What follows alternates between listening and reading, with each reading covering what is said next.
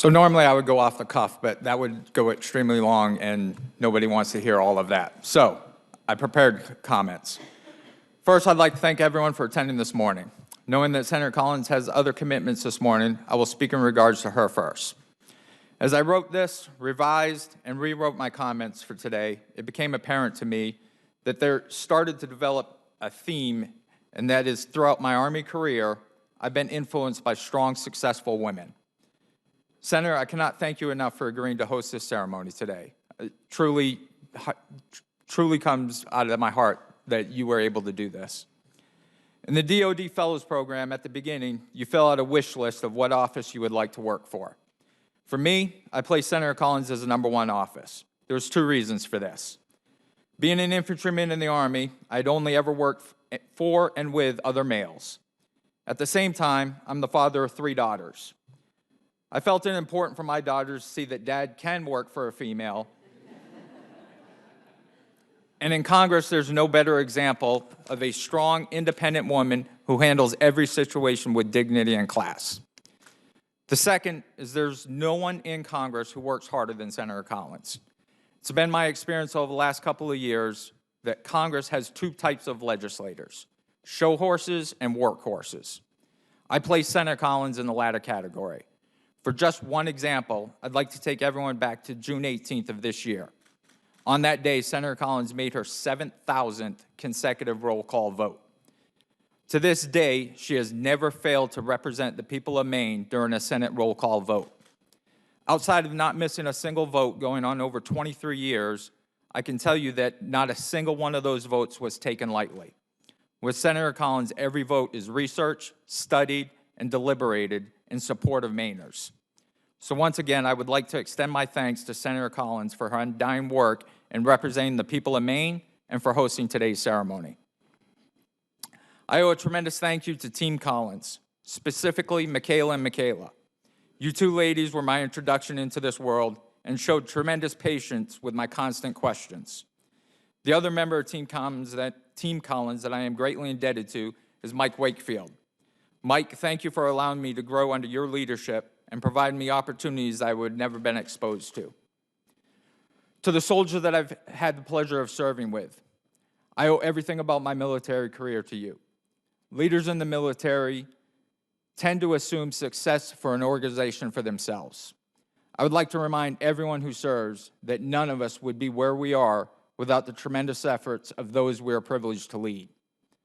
I'd also like to thank all of those I had the pleasure of making up a command team with: Mendez, Davis, Heim, McCoy, Rosuri, Bernard, Williams, and Carlson.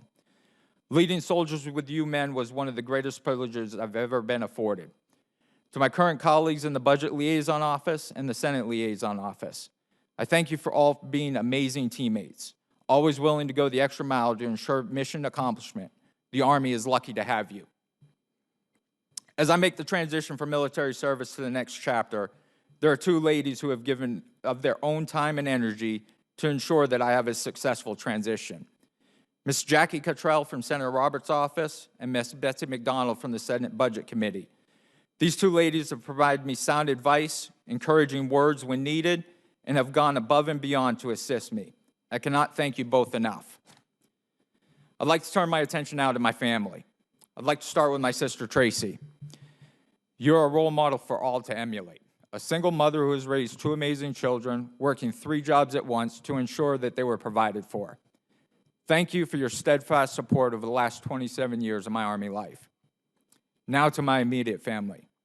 As a military member, we receive praise almost everywhere we go. Complete strangers are always thanking us for our service. But I'm going to let everyone in on a little secret. The family is the one who makes the sacrifices. The member is doing what they love to do. Winnie, Ellie, Zoe, you guys are in the 8th and 5th grade respectively, and you are on your 8th and 5th schools. You've lived in 7 different locations. I've been away for countless birthdays and holidays, and yet you 3 continue to endure. You're not only enduring, you're striving and becoming amazing young women. With today, I gladly inform you that your days of moving from one state to another or one country to another from this point forward will be because of a decision that you have made. Lastly, but definitely not least, I must thank the rock of the Gondek family. Moral. Sorry? All right. 18 years ago, I pulled you out of D.C. and moved you down to Columbus, Georgia. And every day since then, you've been the glue that has kept this family together and moving forward. Your strength is unmatched by anyone I've known. Sorry. You had a deployed husband, had just given birth to twin girls, and decided that would be the good time to go back to school and get your master's in social work. Mere mortals would have been crushed under those circumstances, but you have excelled. You have single-handedly moved this family and our entire household over 18,000 miles in the last 13 years. You stared breast cancer in the face and beat it into submission. Your feats are truly amazing. I am blessed to call you my wife. So now we are back here where we started in D.C., and I make you the same promise I made to the girls. If we ever move again, it'll be because it's your decision. All right, I've rambled on for too long, but those who know me know that I cannot close out without giving some advice.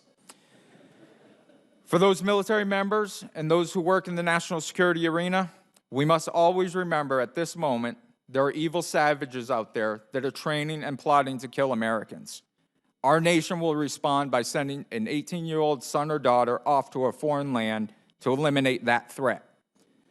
So as you take action and make decisions, I ask that all of them are done to ensure that that 18-year-old is successful and able to return home. Again, thank you all for coming.